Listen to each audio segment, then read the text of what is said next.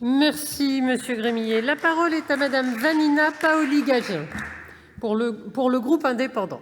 Merci Madame la Présidente. Monsieur le Ministre, mes chers collègues, nous voulons tous faire de la crise sanitaire que nous traversons une opportunité de relance d'un vrai projet d'avenir pour nos territoires et qui répondrait à l'autre grande crise à laquelle nous sommes confrontés, le changement climatique. Je suis persuadée que cela passe par la décarbonation de nos déplacements, par le transport collectif et la multimodalité. Le biogaz, l'électricité, l'hydrogène et toutes sortes de mobilités douces sont primordiales, tout comme l'innovation industrielle française dans ces secteurs. La clé de la réussite se trouve dans le développement des infrastructures et dans le maillage territorial, répondant aux nécessités de l'aménagement et de la transition écologique. Dans notre région Grand Est, nous expérimentons la multimodalité.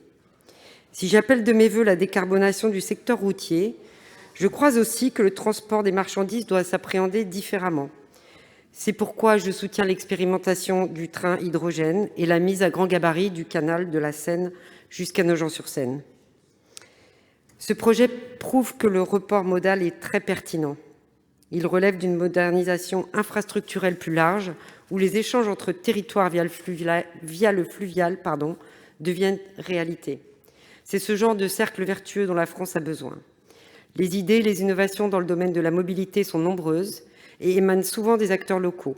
La solution viendra des territoires et sera déterminante pour notre souveraineté industrielle. Monsieur le ministre, tout ce que je viens d'évoquer demande et requiert des efforts financiers importants et des capitaux énormes. Les secteurs publics, privés, les échelons nationaux, locaux doivent s'associer pour réussir cette relance. Quelles sont vos solutions hors plan de relance pour mobiliser ces moyens à court et moyen terme pour le bénéfice de nos territoires, surtout les moins denses? Je vous remercie.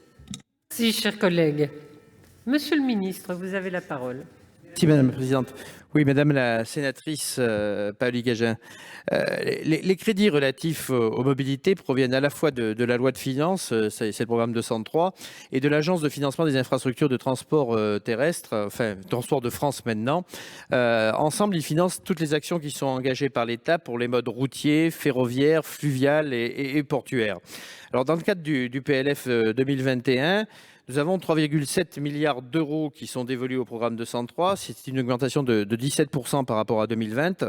Ce budget est complété par des investissements qui sont apportés par l'Agence de financement des infrastructures de transport de France et de 2,8 milliards d'euros en 2021, hors plan de relance. Ce montant comprend la trajectoire financière inscrite dans la loi d'orientation des mobilités. On est donc sur le respect de cet engagement, à laquelle s'ajoute l'engagement financier de l'État sur le canal Seine-Nord-Europe. Alors, conformément aux principes définis dans la LOM, la priorité est donnée à la maintenance des réseaux et au report modal. S'agissant spécifiquement de la poursuite de la mise à grand gabarit de la Seine à travers le projet de canal entre Bray et Nogent, moi je me réjouis de votre soutien. Ce projet de développement du réseau fluvial, dont le financement est projeté à partir de 2028, justement dans le cadre de la LOM, a fait l'objet d'une approbation ministérielle en juillet 2020. L'enquête préalable à la déclaration d'utilité publique s'est déroulée du 18 janvier au 18 février dernier, et celle-ci pourra donc intervenir, la déclaration d'utilité publique, dans les prochains mois. Comme vous le soulignez, c'est un projet qui doit vraiment stimuler le développement économique local en bénéficiant aux chargeurs, aux industriels, mais dans un contexte de croissance continue des trafics à grand gabarit sur cet axe qui est l'axe de la Seine. Ce sont des trafics de l'ordre de 3 millions de tonnes par an contre 1,7 million sans le projet et 1,5 million d'ailleurs aujourd'hui. C'est un trafic additionnel qui correspond pour l'essentiel à un report modal que vous appelez de vos voeux par rapport à la route. Il a été estimé que 27 000 trajets de camions seront ainsi évités chaque année grâce au projet. Soyez assurés que sur l'ensemble de ces dispositifs et sur l'ensemble de ces projets, nous serons au rendez-vous des engagements qui ont été pris dans la trajectoire financière de la LOM. Chers collègues, souhaitez-vous reprendre la parole? Oui, Madame la Présidente. Merci beaucoup, Monsieur le Ministre.